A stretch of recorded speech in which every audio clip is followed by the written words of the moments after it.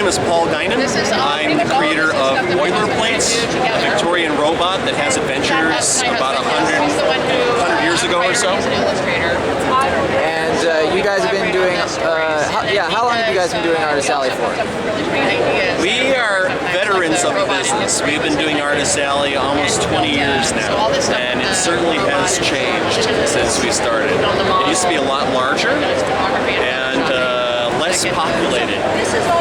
The square footage was more, so there's more tables, more people, but the attendees, it wasn't nearly as nuts as it is these days.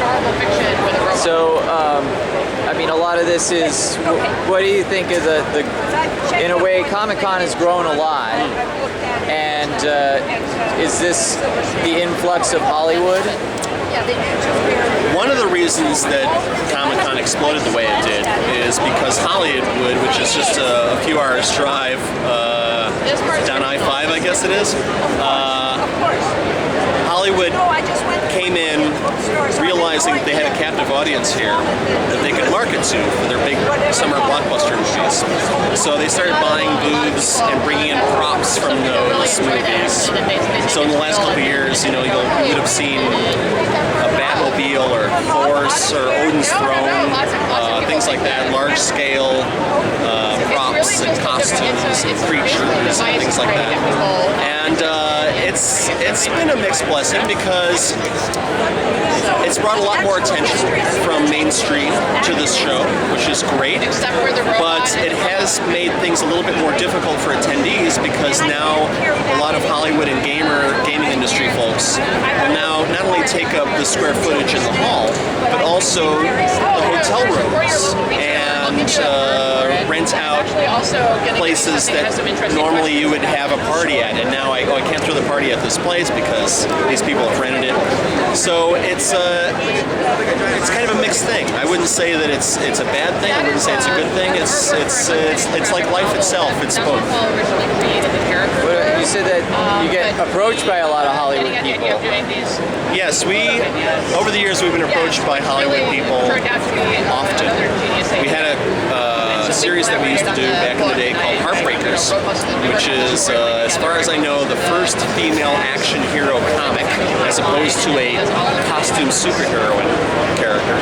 And that almost got made into a Hollywood film several times, but each time it was about ready to be greenlit and go into production, a film would come out featuring a female action hero that would tank. So it would Eon Flux, Ultraviolet, Barbed Wire. These films actually prevented our Heartbreakers film from getting made. So we did the little Hollywood roller coaster. But then a few years ago, we came out with a book called Boilerplate. This Victorian robot having adventures in the 19th century. And that got a lot of attention. And people would come up, Hollywood types, producers and whatnot, would come up to the table and say things like, "Is this a property?" And I would do everything I could to not be snarky and say, "No, it's a graphic novel, it's a comic book, it's a picture book," whatever we were doing at the time. But Hollywood has been good to us because we were able to send a copy of Boilerplate to J.J. Abrams, who loved it and is now going to make a movie of it. So we have nothing bad to say about Hollywood. In fact, if you were to interview everybody in this hall who is a creator, I would have to guess that 90% of them would tell you that they would love to have their character made into a movie, and they would be eager to make whatever compromises to make that happen. I mean, for people in this business, that's like winning the lottery. And for someone of JJ's stature to be interested in something that I've done or created, it's the ultimate form of flattery. I mean, I'm still pinching myself that it's happening. So we deal with racial issues surrounding Anything else you'd like to add? Sidebar about reconstruction, it's real historical information. Keep an eye out for Boilerplate coming to a theater near you.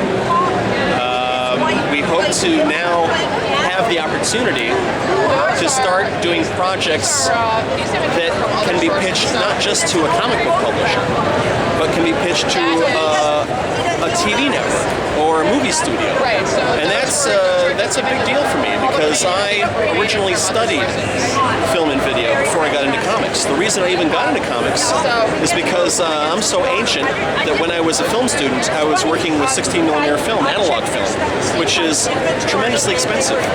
So I decided, I can't afford to do narrative filmmaking with sound sync that would require special recording equipment.